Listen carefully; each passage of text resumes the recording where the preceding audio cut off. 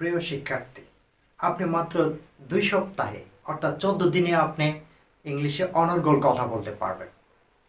যদি আমাদের ভিডিওগুলো নিয়মিত দেখেন তাহলে আপনি 14টা ক্লাস পরে অর্থাৎ 2 সপ্তাহ পরে আপনি ইংলিশে অনর্গল কথা বলতে পারবেন। ভিডিওগুলি একটু লং হবে, কিন্তু ধৈর্য সহকারে আপনাকে দেখতে হবে।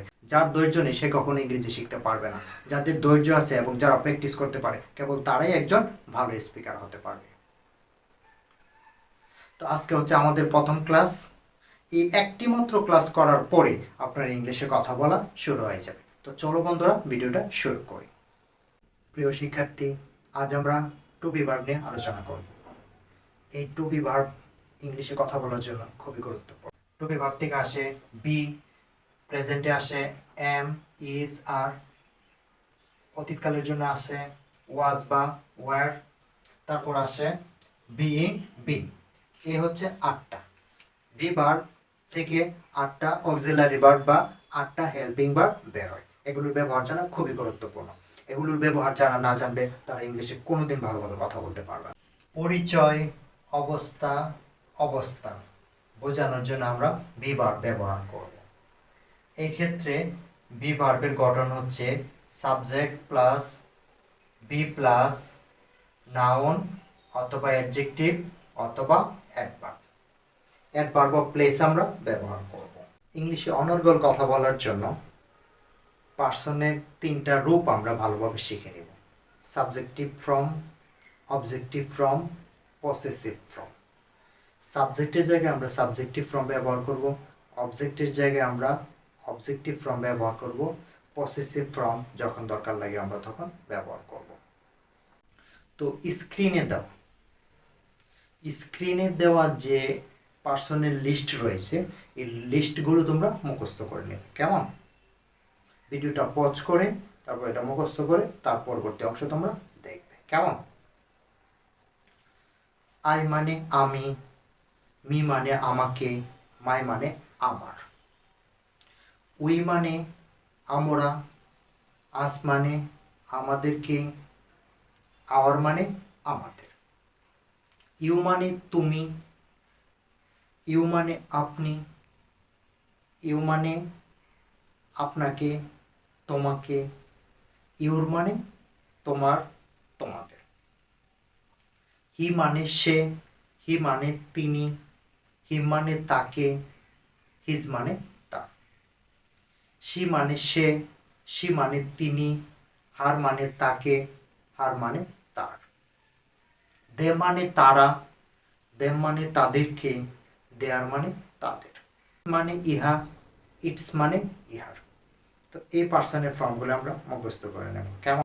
আই এম আমি অথবা আমি হই, ইউ আর তুমি অথবা তুমি হও অথবা আপনি অথবা আপনি হন, উই আর আমরা অথবা আমরা হই, হি ইজ শি ইজ সে অথবা সে হয়, তিনি অথবা তিনি হন, দে আর তারা অথবা তারা হয়, রামিম ইজ রামিম অথবা রামিম হয়।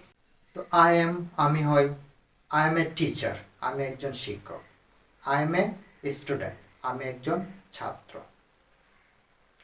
ইউ আর লার্নার তুমি শিক্ষার্থী, দে আর ফার্মার্স তারা কৃষক, রামিম ইজ গুড রামিম ভালো। এখন আমরা অবস্থা বোঝাবো। কেমন? হি ইজ অনেস্ট সে সৎ, দে আর অ্যাক্টিভ তারা কর্মঠ, ইউ আর স্মার্ট তুমি স্মার্ট, শি ইজ বিউটিফুল সে সুন্দর, দে আর জেন্টল তারা ভদ্র। এভাবে আমরা অসংখ্য বাক্য বলতে পারি। কেউ কোথাও আছে এটা বোঝাতে আমরা বিভাগ ব্যবহার করব, অর্থাৎ অবস্থান বোঝানোর জন্য আমরা বিভাগ ব্যবহার করব। আই এম মানে আমি, আই এম হিয়ার আমি এখানে আছি, ইউ আর দেয়ার তুমি সেখানে আছো, হি ইজ অ্যাট হোম সে বাড়িতে আছে, Sabina is in the school Sabina স্কুলে আছে, দে আর ইন দ্য ফিল্ড তারা মাঠে আছে। নেগেটিভও আমরা বলতে পারি, দে আর নট হেয়ার তারা এখানে নেই, Sabina is not in the room Sabina রুমে নেই, I am not at hospital আমি হসপিটালে নেই। স্ক্রিনে দেওয়া ডব্লিউএস ওয়ার্ডগুলি তোমরা ভিডিওটা পজ করে সবগুলো শিখে নেবে। কেমন? তোমরা যে কোনো একটা বাক্য লিখবে, লেখার পর এটাকে 4টা ফরম্যাটে তোমরা ভাগ করবে, 4 ধরনের বাক্য তৈরি করবে, তাহলে তোমাদের মুখে ফ্লুয়েন্টলি চলে আসবে। দেখো, আই এম এ টিচার, আমি একজন শিক্ষক। নেগেটিভ করলে এই বি ভার্বটার পরে নট বসাই দিব। I am not a teacher, আমি একজন শিক্ষক না। প্রশ্ন করলে এই বি ভার্বটা এমটা, এম ইজ আর, এগুলো হচ্ছে বি ভার্ব, এই বি ভার্বটা সাবজেক্টের সামনে চলে আসবে। এম আই এ টিচার, আমি কি একজন শিক্ষক? তারপর নেগেটিভ ইন্টারগেট করলে এম এর সাথে একটা নট দিবা। এম নট আই টিচার, আমি কি একজন শিক্ষক না? যে কোনো বাক্যকে এভাবে 4টা ফরম্যাটে 4 ধরনের বাক্য লিখবা। একটা অ্যাফার্মেটিভ, একটা নেগেটিভ, আর একটা ইন্টারগেটিভ, আর একটা নেগেটিভ ইন্টারগেটিভ, এই 4টা। সে একজন গায়ক। এই বাক্যের মধ্যে কোনো ভার্ব নেই, কোনো ফাইনাইট ভার্ব নেই। তারা পার্কে আছে, এই বাক্যের মধ্যেও কোনো ফাইনাইট ভার্ব নেই। আমরা সব, এই বাক্যের মধ্যেও কোনো ফাইনাইট ভার্ব নেই। ফাইনাইট ভার্ব কোনগুলো? রাইট লেখা, কাম আসা, গো যাওয়া, সুইম সাঁতার কাটা, এগুলো হলো ফাইনাইট ভার্ব। এ ধরনের কোনো ফাইনাইট ভার্ব নেই। যে বাক্যের মধ্যে ফাইনাইট ভার্ব থাকবে না ওই বাক্যগুলোকে আমরা বি ভার্ব দিয়ে বলবো। কেমন? Am is are, was were, এগুলো দিয়ে বলবো। সে একজন গায়ক, এ বাক্যে সাবজেক্ট ই, তারপর আমরা বি ভার্ব ব্যবহার করব ইজ। ইজ একজন মানে এ, গায়ক মানে সিঙ্গার। সে একজন গায়ক, হি ইজ এ সিঙ্গার।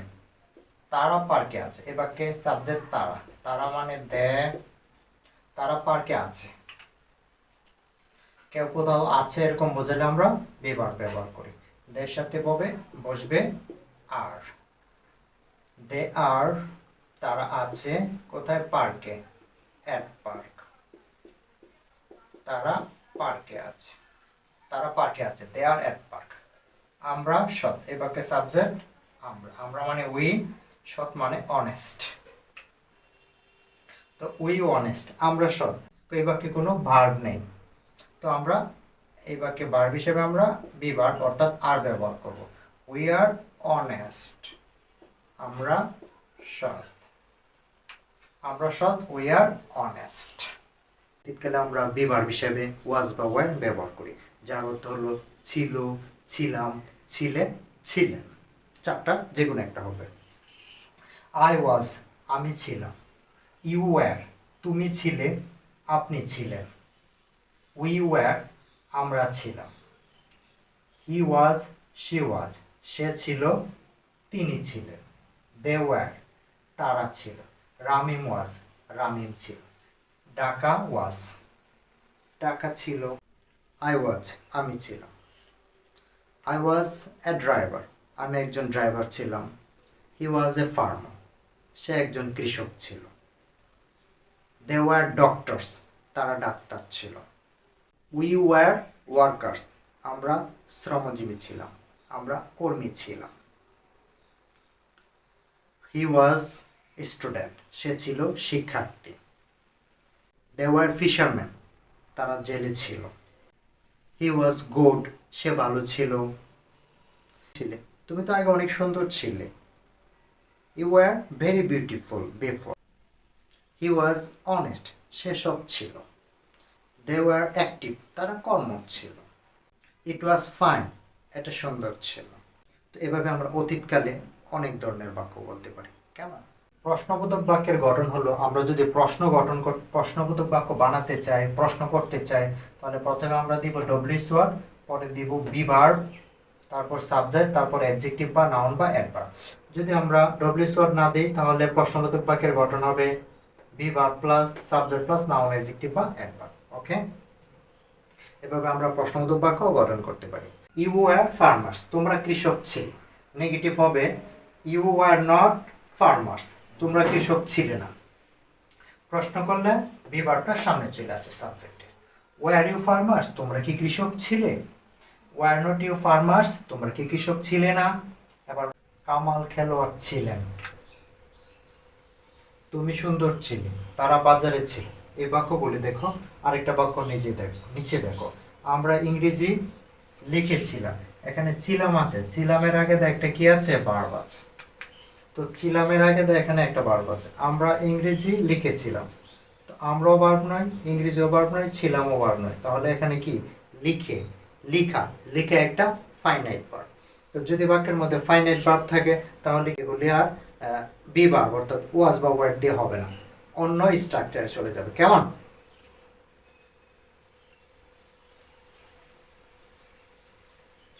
তো দেখো, ছিলেন, ছিলেনের আগে তো কোনো ভার্ব নেই, তাহলে আমরা বি ভার্ব দিয়ে লিখব। কামাল খেলোয়াড় ছিলেন, এ বাক্যে কামাল হচ্ছে সাবজেক্ট, কে কা এম আল, কামাল ছিলেন আছে, তাহলে আমরা দেখব ওয়াজ, কামাল ওয়াজ, কামাল ছিলেন কি ছিলেন, খেলোয়াড়, খেলোয়াড় মানে player, P L A Y R, player. Kamal খেলোয়াড় ছিলেন, কামাল ওয়াজ প্লেয়ার। তুমি সুন্দর ছিলে, তুমি মানে ইউ, ছিলে মানে ওয়ার, ইউ ওয়ার, তুমি ছিলে কি ছিলে, সুন্দর, অবস্থা বোঝাচ্ছে।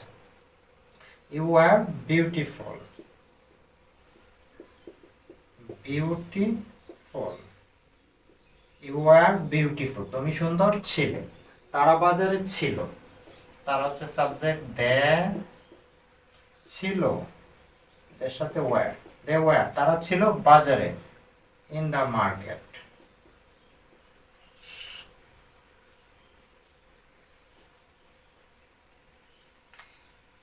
তাহলে বুঝছো বন্ধুরা, তারা বাজারে ছিল, they were in the market, অবস্থান বোঝাচ্ছে। কামাল খেলোয়াড় ছিল, এটা পরিচয় দিয়ে, পরিচয় বোঝাচ্ছে। তুমি সুন্দর ছিল, অবস্থা বোঝাচ্ছে।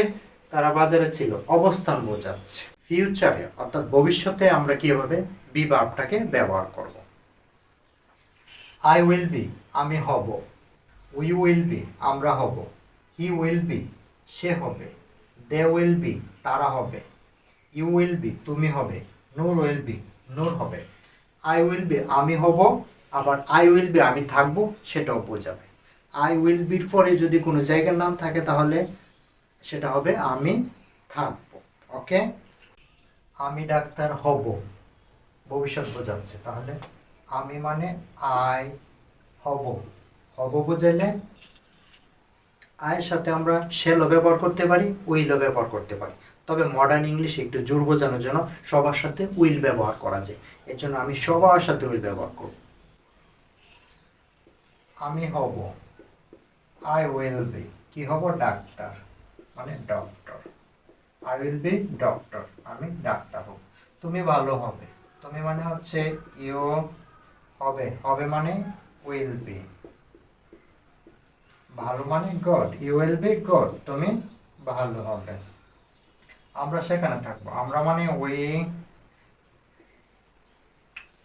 আমরা থাকবো, তাহলে we will be, we will be, আমরা থাকবো সেখানে, সেখানে মানে দেয়ার, আমরা সেখানে থাকবো, উই উইল বি দেয়ার।